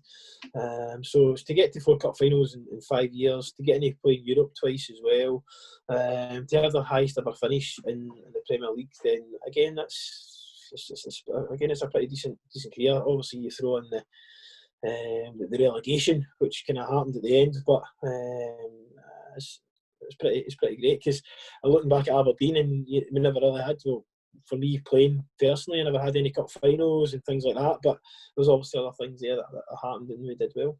Mm-hmm. And you move on to Dundee with Alex Rae. Like, how excited were you to work with him? Like, and how did the first kind of interactions go? Yeah, no, I went and spoke to Alec, and again, he was very keen to get us in, 2-year deal. And then again, I felt everything was going well pre-season, and my calf went. So kind of from there, I just started having problems with my calf. I got to the point where we kind of had a disagreement on the calf problem. He was saying one thing, I was saying another. And again, at the time, if he was kind of judging me a wee bit, and I was just like, look, I just said, if you go and speak to anybody that I've ever played with, because he was kind of trying to make out that my calf wasn't quite wasn't sore, which again, this is the time when I started to pick up injuries, because I had this same kind of problem near the end of my Dunfermline career as well. So just trying to get through that was a bit of a nightmare. And I remember him saying about, if you ask other managers, because I did ask Jim, he said he spoke to one of the previous managers, and I'm like, all right, what did he say? He says, he said you'd be comfortable if you've got your contract. And I'm like, well, that's funny. He goes, that same guy offered me a deal, so I'm pretty sure that same guy never said that. I says, at the end of the day, I'll go anywhere, go and see anyone. So I ended up going and seeing people myself off my own back. I ended up getting up to Aberdeen and seeing the physio up in Aberdeen to try and get to the bottom of it. But I think the 2 seasons there, I played maybe 10 games. Yeah. When I did finally get fit, I was sent off after about 2 minutes, because it was a kind of last man pullback. The ball get played over the top. I'm on the halfway line. There's a defender kind of alongside me. I just kind of grabbed the guy, thinking, right, I'll take one for the team here, just a yellow card. The referee sent me straight off. So I was actually, I don't know, 3 months, whatever, to get my debut, and he made my debut, and I'm off after 2 minutes. So it was an absolute nightmare. But I guess it's one of these things, you just kind of learn from it and become stronger from it. So the likes of like Rab Douglas, Gary Harkins, Kerr, and like Lee Griffiths is coming through that team as well. Like how good were they players to play alongside? Like, was there any kind of stories for there? Oh, I mean, Gary Harkins, he was brilliant. What a player he was. He was a big guy, big friendly giant. He was great on the ball, great football ability, just a bit of a joker. Big Rab again. He wouldn't want to get in Rab's wrong side. Again, he was still kind of producing at the tender years in goals. Very good. Birchie, there's no Birchie, what do you call him? Wee Griffiths as well. Griffiths, you could see he had a lot of talent. Obviously, he decided to come and sign for us, Dundee at the time. But no, you could see he was a goal scorer. He was a handful as well. So we got off the rails. But again, he's went and done, had a good career. Again, he's probably hopefully still got a lot more goals in him. Mm-hmm. And like Jockey Scott as well takes over for Alex Ray. Like, did you have a good time with him?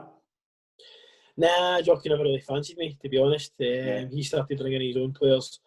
Again, Briss Point, I remember going up to Inverness one weekend and is it Ross County? We were playing Ross County, and I remember up the bus, and there must have been about, obviously, we had a squad of 18 at the time, and we must have had a squad of about 23 or something, 24. So all these guys dragged all the way up to Ross County, sit in the bus, teams named, squads named, benches named, then it was sixes. It was like me, Colin Cameron, Rab was out, he was injured at the time, Jim Laughlin, and boy David Cowan. So there's about 5 or 6 guys that could easily play at this level week in, week out, and we were all not even on the bench, and then we went away into town centre for a wee walk, cup of tea. I remember getting a cup of tea and a cake at the town centre, and fans are like, what are you doing? And like, the squad's been nice, we're not in, so it was mental, but no, Jockey, unbelievable. He must be one of the managers ever that gets sacked when he's sitting top of the table. And we'd went on a kind of bad run. But no, it's probably unfortunate for him. The results had gone down a wee bit. But at the same time, we got the cup final, and they'd actually won the League Cup final, the Challenge Cup final as well. But again, never managed to get promoted. Mm-hmm. And you only played 6 times in your last season. Was that a disappointing spell for you? You didn't go to the D? Do you kind of regret it? Yeah, you get it because of what happened, but not to say that it could have been the same thing had I gone elsewhere, and it probably would have been. It was a horrible situation, because I remember, because they never kind of believed what was happening, I was being kind of forced to travel up to Dundee. I was travelling to Dundee myself every day. We had a bus at the time, and there was 14 boys on that bus, 13 boys driving up every day in the bus. And because they're like, no, you're in for a double session every day, so I'm like, that's fine. So I just had to drive myself, come along to Dundee every single day, double sessions, just trying to get myself fit, trying to get myself right.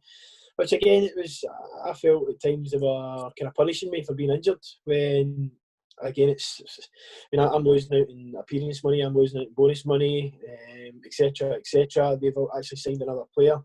I actually signed Colin Cameron because I was injured, and Colin Cameron was injured for a wee bit as well. So, I don't know any players that want to kind of fake it or hide it or kind of do stuff like that. It's no use. So I kind of had to deal with that. But it's one of those things. I couldn't get the bottom of it. The physio couldn't get the bottom of it. So had I maybe had a better physio, had I maybe had, I don't know, got to the bottom of the problem, then I could have played more often. Mm-hmm.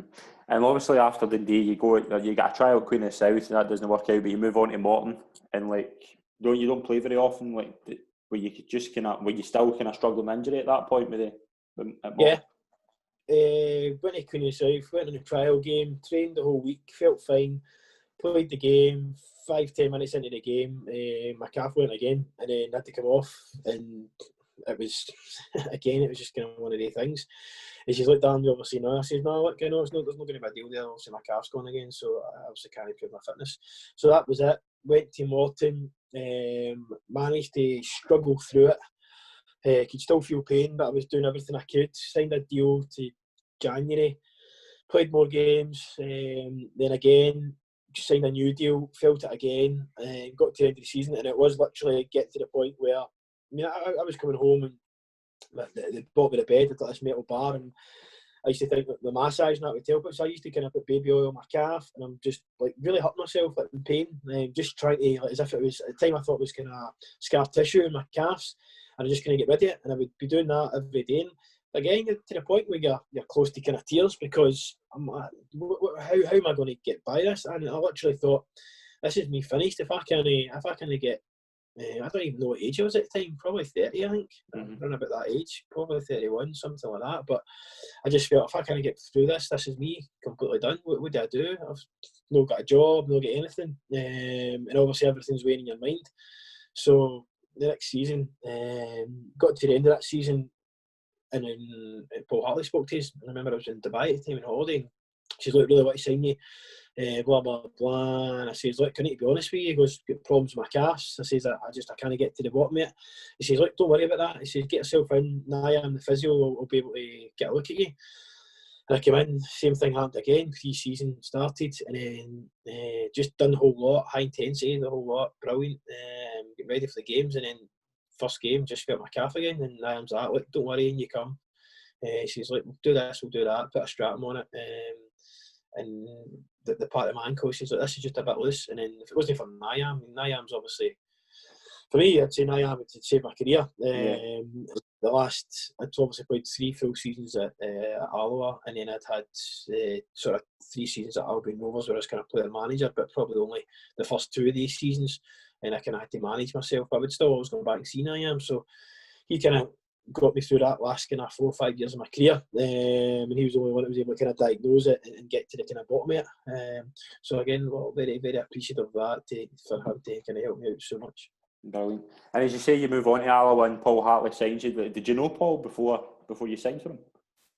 I knew him from, obviously played with Aberdeen. I'd met him I played against him loads. And then obviously he was at Aberdeen with Derek as well, so I know he'd played with him, and then again just spoke away to him, and it was fine now. I mean, again, Alloa was another club that I was fully fit and was playing. It was amazing. He made me captain again, won the league that first season, got player of the year, got promoted, second season, got to the playoffs, beat Dunfermline in the playoffs to go up, knocked them down, and then the last season we stayed in the championship again. By this point, he was playing other boys ahead of his, but then he went away, and I'd end up starting to play again. So it was amazing. It was right down to the very last game, and Barry Smith had come in. He played me 14 of the last 15 games. It was again. I knew I was kind of getting on a bit, but it's still time. I still felt I'd done well. Played in the games, and then we had the last game. We came in. We thought we were down, and we thought we were in the playoffs. Sorry. And he came in, and Barry's having his team talk. We could hear a couple of commotion. So you're sitting there like that, everybody's in the head down. Oh, this is a disaster. We're blooming playoffs on Tuesday night. And somebody says, look, the fans are shouting and singing and that. And then Alex Smith comes in. He was at Falkirk at the time, and he's like, oh, look, well done, guys. And I'm thinking, well done. You've just been blooming into the playoffs here, and guys are saying, well done. And then one of the boys came in like that. I think it was my brother was playing for Queen of the South at the time. Queen of the South had just scored in the last minute. Somebody said at the time it was my brother. It just kind of waked us up, and it was like we started singing, and it was they'd won 1-0. We'd beaten Calderwood or something. Calderwood went into playoffs, and we've gone from Barry saying, look, we're in on Tuesday, we need to prepare properly, to we're arranging going to Magaluf the next Saturday. It was surreal. We were going honestly inside, we're hitting the tills were off the roof and everything, and it was every single player was, and then it was somebody said, because Derek had scored, they're all singing Desi Young. So we're all going mental. Again, you can imagine that night, everybody back home, everybody's out, and then literally one of the guys and myself, we started arranging Magaluf for the next weekend, and that was us. We were away to Magaluf the next weekend. And as well as that, like you reunite with Robbie Winters. Like, how good was he to play alongside, and what kind of character? Robbie was great. He's a quiet guy, Robbie, but quiet guy, but he's a funny guy, really, really funny. But again, he was great at that level, very, very good. You know, he's got goals. Stevie May came in as well. I remember him coming in on goal as well and scoring all the goals for us in the first season. So, but Robbie was a great guy, and again knew him because Paul would actually asked us about him as well, and I said, oh no, if we can get him, definitely. And he managed to obviously sign him, so he was a great signing for us, and again his experience and helping and that as well, so brilliant. Mm-hmm.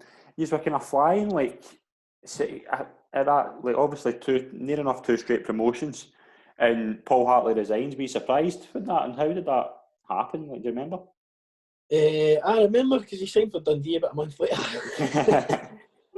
No, I think he probably just felt that he could have taken as far as he could. To be honest, were we going to get promoted for the Championship to go into the Premier League? Probably not. But obviously the squad of players he recruited from League Two, League One to Championship were again, they were the same guys. There was probably about 8 or 9 guys from that team who played all the way through and who were kind of good enough to be there. I don't know, it's one of those decisions. Obviously, there was at the time there was talk of the Dundee manager's job just happened to come up, and then all that kind of stuff. So I don't know whether it was in the background or whatever. I don't know, but you could in a way you could say he kind of left at the right time, because his stock probably couldn't be any higher at Alloa. I think we'd been beat once or twice, but at the same time, I think if we'd won, we'd have been in the playoffs. So it's one of the things, and he's went on, had a good career. Yeah, definitely. You obviously leave at the end of the 13-14 season, but do you look back and your Alloa spell was kind of like been one of the best spells of your career? Yeah, for everything that happened, for all the obviously the getting promoted, winning titles, winning playoffs, then holding your own in the Championship, being a part-time team, all that was amazing. Probably the one game we let ourselves down is when we played Rangers at Ibrox and we get spanked 7-0, because we actually went into the game. I think the Rangers were in the league below at the time, and we actually went into that game very confident, thinking, right, if we stick to this game plan, then it could be good. And I remember we took centre, and then from centre they got a corner, and it was 1-0 after about a minute, and then that just kind of killed it a wee bit, deflated us a wee bit. But I love my time there, and again it helped me near the end as well. When I went there, I was going sort of part time with the coaching and part time with the football as well. So I was doing the kind of community stuff, and I was kind of learning that side of things as well. So it kind of stand me in good stead for kind of what was going to happen later on. Mm-hmm. And was it always the plan to move into management when your playing career was up, like even like a few years before that? I think so. It was just a natural progression for me. Again, just as I was saying with the playing side of things, it was now learn to do the badges when you were obviously younger, not younger, but the younger kids, and then obviously work your way up, and your B licence, your A licence and stuff. So I kind of always had it in my head whether it was going to be any good or not was a different story, but I kind of had that in my head and enjoyed it. And then at the time when Barry kind of let me go, it was a wee bit gutted, to be honest, because it was a season Rangers, Hearts and Hibs were going to be in the league. Yeah. So you're kind of saying, God, we've got a chance here. Rangers were coming up, Hearts and Hibs and that were been down. It was a good swan song to kind of go out and be playing with Alloa and up against these teams. But he just says, I felt it was time for a player sort of coaching thing. And I'm like, that's fair enough, but I don't have a player coaching thing to go to. And then by chance, the Albion Rovers thing comes up. So it stood me in good stead. At the time, with the Albion Rovers thing, a lot of people kind of questioned it. Friends, guys within the game saying, why are you going there? Albion Rovers finished 9th and 10th every season. And I just said, well, look, it's for me, player manager, I've got an opportunity, I don't feel under any pressure. At the time, I'd obviously spoken to Sandy Clark as well, who was kind of out of a job, and he was happy to kind of come along with me, because I knew I was still going to be playing. So for me, it was like 2 for 1, still play and get to kind of learn for Sandy. So from that, again, everything went really, really well. It went any better, actually. I think during the season, you're about 12 points behind at one point with Arbroath, and Murray was the manager at Arbroath. And we'd played about 3 games or 4 games to catch up on because of the weather that year. And then we just started one game after that, win, and then just getting that wee routine. So it was brilliant for there. And then obviously we kicked on. We actually won the league in our very first season. So it was not bad as a manager in your first season, you won the title. Who were the kind of good players you brought in to kind of win the league? Like, who was... I mean, we only did about 16, 17 players. With big Mick Dunlop, the captain at the back, he was pretty solid. Big Paddy in goals. Again, you had Mick's brother Ross alongside him. Reedy was kind of right back, played most of the time. Up front, the big boy John Gemmell, who was a handful and a bit of lad. Ali Love was there. You had big Mark McGuigan. We brought in Gary Fisher was there. Gary Phillips, young Kyle left back. Who else do we have?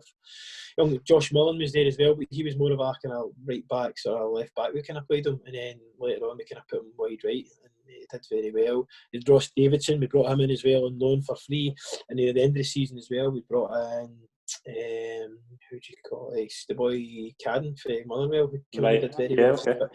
One of the old stalwarts was Chappie, was Scott Chaplin, and again he scored about 13, 14 goals for that season. He was brilliant. Just kind of played him off the front, and then again just very intelligent. Probably not quite have the legs, but good boy in the dressing room, good player, very intelligent, and would always nick a goal for you. But it was a great season, and again, everybody kind of played their part. How did you find the transition at first? Hard, because when I was playing and things weren't kind of going quite right, so I was basically in training, everything's fine. Sandy would take most of it. I would maybe step in and say one or two things, but for the first kind of season, Sandy took the majority of it, and I just kind of took notes and learned. To be on the middle of the park, giving the ball away at times or losing the ball, and then somebody else in the team's doing it, and then you're having to then have a go at that player and say, "Come on, get your finger out," or this and that. And as I spoke to Sandy about it, it was hard because you can't kind of let that part of you're the manager, so you need to make a decision. And I was like, oh no, if I'm thinking like a player saying, God, the manager's turning around and tell me get my finger out and he's getting the ball away for fun. So it was hard to get that balance, but at the same time, obviously the more I played, it was kind of easier it got, and then I just kind of learned being kind of thrown in, and that was one of the reasons as well. I felt that if I go and do this at a team where there's no expectations, but then to go and win the league in the first season, it was like beyond expectations. We were kind of hoping, right, see how the guys are, play against quite a few of them, and you'd maybe get yourself to the kind of playoffs and stuff. And then obviously, then just one thing after another, just got a bit of momentum and kept on going. Brilliant. And then obviously he's getting to League One. Like, did you think you had the budget to compete at that league? No, we were bottom. Budget-wise, we were bottom. Totally and utterly lowest budget in the league. And we actually finished a point off the playoffs. Went to the very last game of the season. It was unbelievable. You had, who was it? Stranraer, Airdrie and us. And I think Airdrie were 2 goals ahead of us. Stranraer were a point ahead of us. And it was literally right to that last game. And it was one of those ones, guys had the phone and the radio and all that kind of stuff, listening to the scores coming in. Is it a goal? Is it not a goal? So I think Stranraer were 0-0 up to about 10 minutes. And then as soon as Stranraer had scored, that was kind of them safe. But it was us in Airdrie, and we ended up getting up 3-0, 3-1. And Airdrie were 1-0, 2-0, and the boys are coming over to the bench. And when it goes, one more, we need one more. But at this point, I knew that Stranraer had scored and there was no chance. But I think we ended up winning 4-1 or something like that. But it was mental, just one of those Super Sundays or whatever you want to call it. So it was great to be in that position, and for me, for Albion Rovers to be challenging at all, and missing out with a point was more than we'd expected. Mm-hmm. And was your stock obviously would have been high at that point? Was there offers like to go elsewhere at that point? Yeah, after the first season, there was an interview for Dumbarton, but when I was speaking to them at the time, I probably talked to myself out it, because I just said, like, I've only really played most of this season, I'm still kind of learning. At that time, we managed to sign everybody up. By this point, Sandy Clark was leaving to go back to full-time with Dunfermline with Alan Johnson, which was fine. It was the deals. If he'd get an opportunity to go back, then we wouldn't stand in his way. And again, Dumbarton had no coaches. I think they had one player signed up. There was like 2 or 3 weeks to the season. I just felt that even if it did get offered it, that it would be too big a job for me. So I kind of rejected that. I had an interview for the Rovers job as well. Again, never got that. They went with experience. So there's been a few. Mm-hmm. And like the third season, like you stay up that season, but you leave after failed contract talks. Like, what kind of happened there? Great season again. Things weren't great financially in the background. At that point in the season, we were doing well again. There was an opportunity possibly for me to go to Alloa. By this point, the old chairman had left and the new chairman was in. And for some reason, obviously on a gentleman's agreement with the old manager, the old chairman, it was like, look, you've done well for us. You've won leagues, you've kept it in the division. You get an opportunity to go, won't stand your way. But this guy came in and decided that he was going to ask for silly money for me, which for me was a disgrace, because I had an opportunity to go to a bigger team, better part-time team, better organised part-time team, and I think I'm sure they were in the league above or whatever. So he kind of put a halt on my career, stopped me from going for asking for money, which was a disgrace because of what I'd done for them. That kind of fell through. Then a month later, in a board meeting, they actually asked me and Billy Stark if we would take wage cuts, to which I was like, are you having a laugh? And obviously I had to kind of minus the expletives. I was just like, you've got to be kidding me on. You've just stopped me a month ago from going away to another club, to improving myself as a manager, as a coach, better myself probably financially as well. And now you're turning around a month later and asking me to take a wage cut, and I'm like, no chance. I was like, absolutely no chance. Things trying to say that's what happened. Then we had the cup game, so we were playing Queen of the South. The game got called off on a Saturday, so again it was a disaster because there's no cup revenue, and obviously a Saturday's better than a Tuesday night. Yeah. Draw gets made on the Sunday. Whoever wins plays Celtic. So I'm sitting up all night. I'm like, geez, the replay's on the Tuesday night. It's horrendous. I'm like, please get the game on. So we get the game on, and we're playing away, 1-0 up. So I'm like, oh, here we go, brilliant. And I remember I was up to about 5 or 6 in the morning, just chopping and changing. Do I go with this player? Do I go with that player? He's just back fit. Is he fit enough to go in the team? And I was like, right, we'll go the way we went. So we went and played. Everything going great, 1-0 up, then equalised. Oh, God. Then we got 3 subs on. So I remember it was a bye kick. Sorry, they'd had a shot, and I was like, geez, 40 seconds to go. So it was literally 40 seconds. I'm at the watch, and the linesman, I'm like, come on, Lionel. He says, Dan, calm down. He says, look, it's nearly time up. You've probably got one attack here. I said, just blow the whistle. I says, look, he's taking a bye kick. So he was laughing. So the ball comes up, and then big Ross Stewart's at Ross County now. He flicks the ball on. It goes to wee Ross. I think it was Ross Gilmore. He's driving through. I'm sure it was like Chris Higgins that now plays for us. He put an attacker in. Smashes wee Ross Gilmore. The ref plays on. Paul Willis goes on it. He's the second sub. Paul drives on. He's at the angle. He smashes the shot. The goalkeeper saves it, and then it was Callum. Callum bounces back to the young Callum.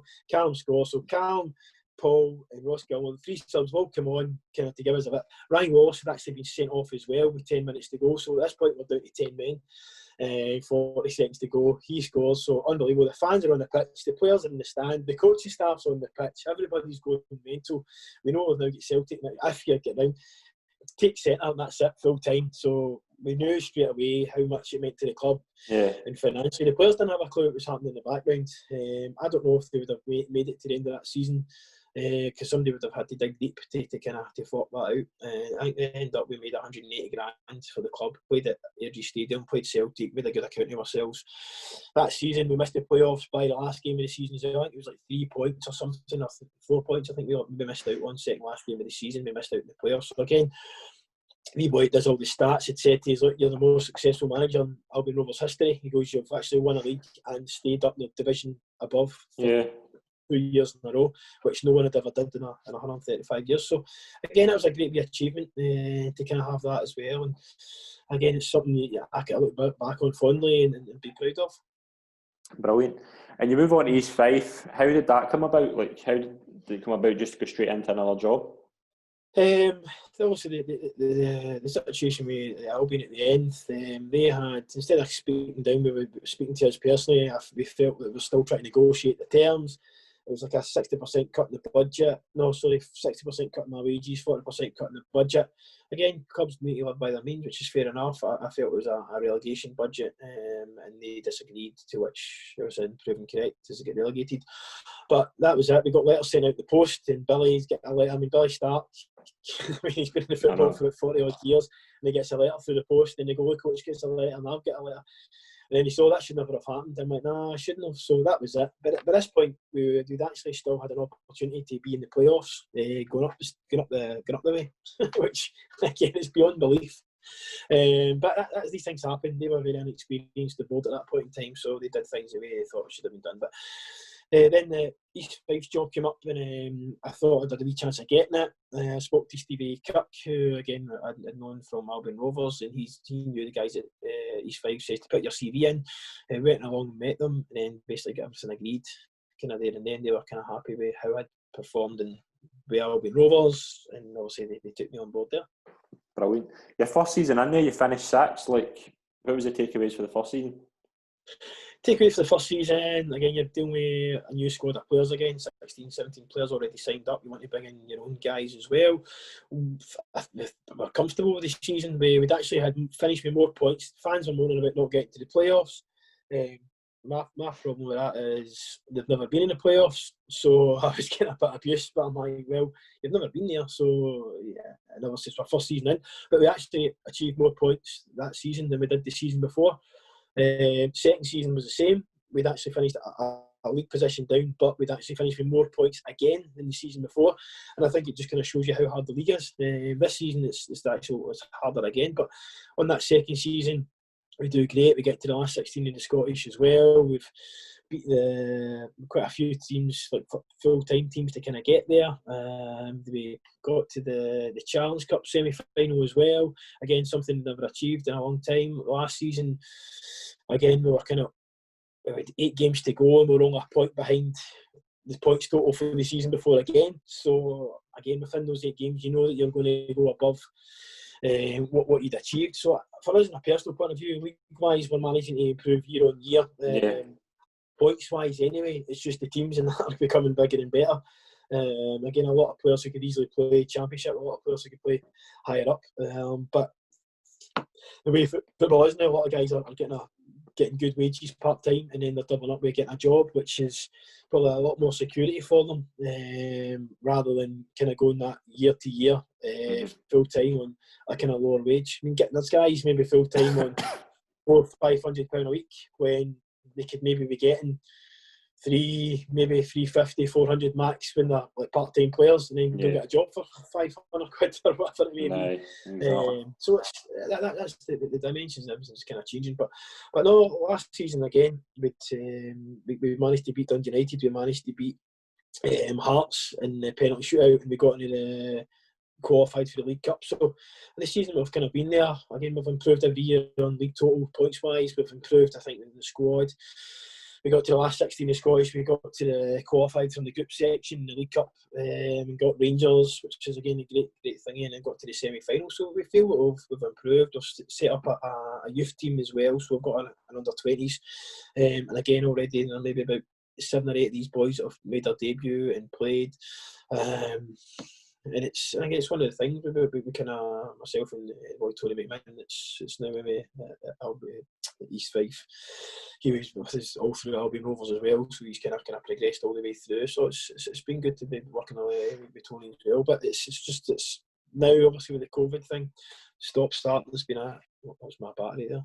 Oh, sorry. The COVID thing kind of stop-starting has been a bit of a nightmare as well. But again, we're just kind of trying to kind of pick myself up. This season, we've done very well. The League Cup section, the poorest we played was probably against Cowdenbeath. We beat them 2-0. And then Hearts, we should have probably beaten Hearts, in all honesty, or at least got a draw with a chance right at the last minute that we missed. But again, we done very well. Played Inverness, missed a penalty in the last minute. Again, to take us a draw, and against Raith Rovers away from home. Again, we were probably the better team. Got a chance up the other end of the park, we miss it, and then we're punished at the other end when one of the guys make a mistake. So we've not been too far away in the games. It's just been frustrating. Again, probably the standards that we've set ourselves, people are disappointed. And you're talking about playing Hearts, you're talking about playing Inverness, you're talking about playing thingy. So it's good to be in that position, but maybe you bring a lot of that on yourself because of how well you've done. And the reality is, we're a part-time team. We're trying to be kind of one of the best part-time teams as much as we can, and improve and progress the club every year. Brilliant. And do you enjoy management? Do you think you can do it for the rest of your time? Yeah, I'd love to. Again, for me, starting in the management, again, that's why I kind of started at the bottom. Just like you're a young boy, you start at the bottom, you work your way up. And that's why I kind of wanted to go to Albion Rovers and go and learn and make mistakes. A couple of team talks at the time as well, had a couple of Porky Pig moments. And again, I look back on that fondly and just kind of have a joke and a laugh about it. Yeah.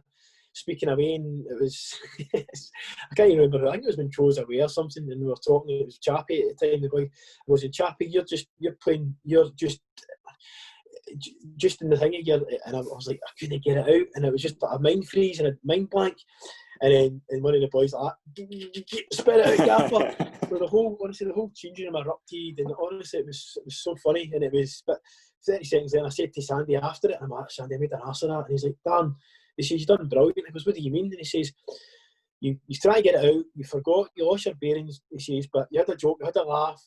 We'll see 30 seconds later, you then got back in, you got back up to the board, you spoke, you said what you had to say, and you got it. He goes, that was it. And he says, so look at that as a positive. He says, although you've made an arse of it, he says, you still get your point across, you composed yourself, and you got it back out. So it was good. It's again, that's another learning experience, but it's funny looking back on it now. And I think that game, obviously there was the joke and the laugh and all that, but I think we ended up winning 5-1 or something daft like that, and it was one of the best performances of the season. So I'm kind of like, God, at the same time, you've went and done very well, and Same with the joking and the laughing and all that. So it was Brilliant. It was good. Brilliant. Are you all right closing with some quick fire questions? Yeah, good. Brilliant. Brilliant. Out your whole career, who would you say was the best player you ever played with? Played with probably Ian Jess. How good was he? Because I've always said he was outstanding. Yeah, he was brilliant. He was outstanding.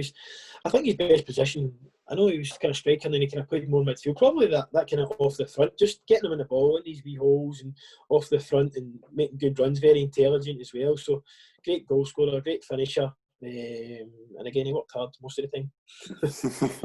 Best player you played against?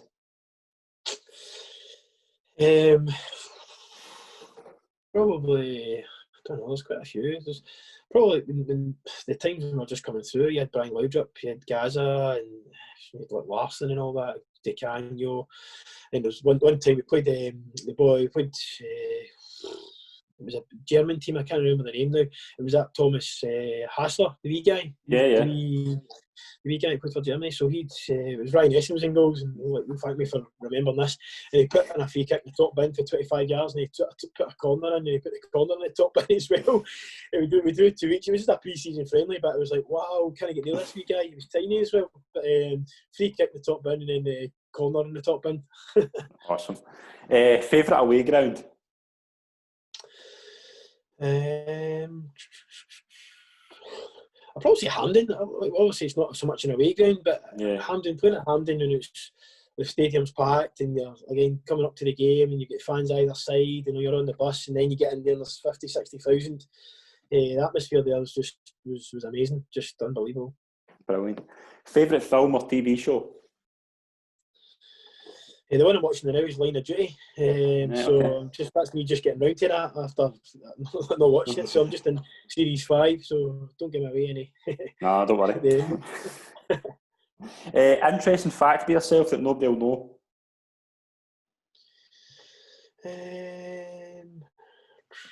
Probably when I was born, I had a hole in my heart, and I've still got a small, tiny sort of hole in my heart now. Is that right? Yep. Not major though. It's fine. Best friend in football? It's my brother. Is it? Yeah, go with my brother. Brilliant. And finally, the best manager you played under?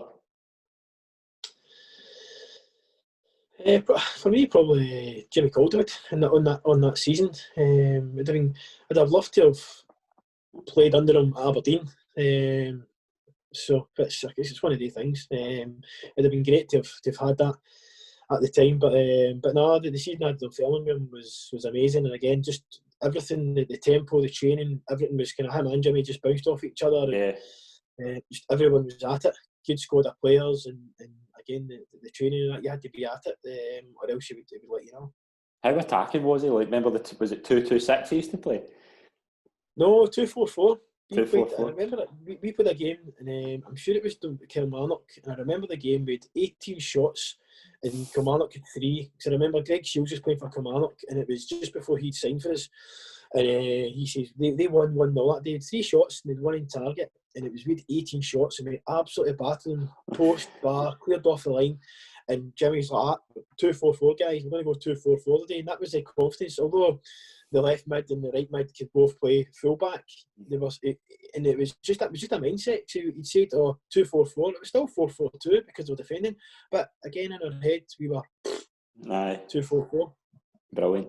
Darren, it's been an absolute pleasure to be on the show. I can't thank you enough for coming on. I've really enjoyed it. Yeah, no problem. Thanks for chatting. Thanks very much, mate. Cheers. Brilliant. Cheers.